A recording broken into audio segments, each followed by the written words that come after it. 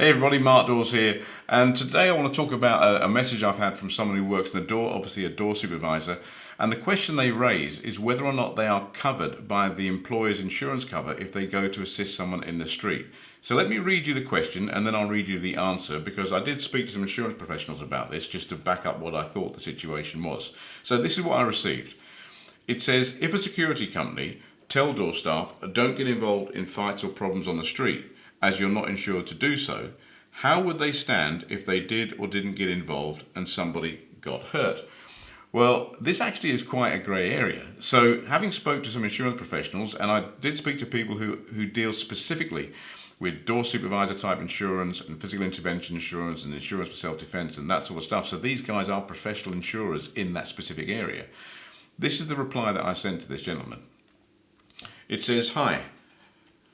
Thanks for your message, and I will try to answer it as best I can, and I apologise if this reply is a bit long, but I want to make sure that I cover everything correctly based on what you sent me in your message. In short, any person has the right under common and statute law to go to another person's assistance in the street, be that to defend another person, make an arrest, restrain someone, etc. The issue here is the fact that a door supervisor would be acting in an employed capacity, and that changes the issue with regards to liability and insurance cover, because any employed person at work, even if they are subcontracted or self-employed, would be expected to follow their employer's policy and apply their employer's safe systems of work and safe working practices whilst at work. I can't comment on the specifics of the insurance issue as I am not privy to the actual insurance cover in place, so you would need to refer to the employer's specific policy on that. But what I can tell you, post talking to a professional insurance colleague of mine, is that if the fight, etc., had nothing to do with the venue that the door supervisor was working at, but the door supervisor chose to intervene as a private citizen, then the employer's insurance cover would not cover them, as they would be acting outside of their employed role. If, however, the fight was outside a venue and was between two parties that were ejected from a venue by door staff, where a probable duty of care was owed to the persons ejected, then there may possibly be what insurance companies refer to as a tenuous link, with regards to the issue of insurance cover, that would need to be investigated by the insurance company with a view to what a court would need to consider in terms of whether the insurance cover extended to those circumstances or not. I hope that helps, and my apologies if it's a bit long-winded, but I wanted to make sure I gave you the right information based on what you sent me.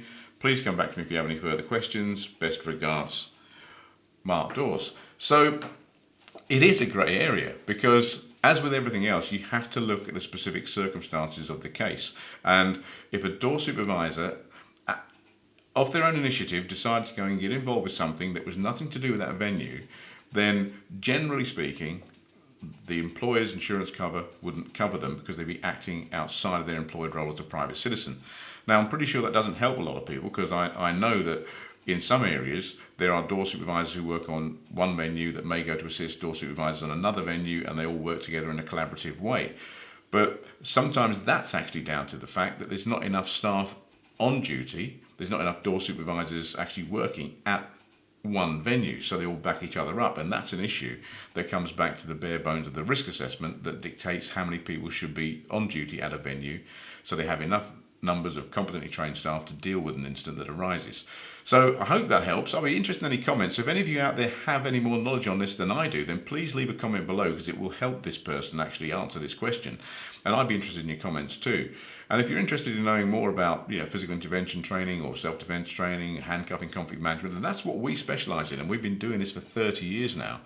And all of our courses, they're legally audited, they're health and safety reviewed, they have medical reviews that underpin them. They're pretty well ring-fenced, and they do come with a BTEC qualification as well. But let me tell you now, the qualification is second to the actual processes that the courses have been through. And that's why our courses are so watertight, and we've never, touch wood, lost the challenge in over 30 years, because we can bring all of that other stuff to bear. So if you're looking for courses, by the way, and this is just another thing to think about, don't just look for the certificate or the cheapest price, because it's the underpinning. The certificates are just worth the paper they're not, sometimes not worth the paper they're written on, but it's the underpinning stuff that you really need to focus on. So anyway, I hope that helps. Check us out if you haven't seen our website already at nfps.info. If you have any questions, leave them below. If you wish to get in touch and ask me a question, I'll be delighted to help. Thanks ever so much. Speak to you soon. Have a great day.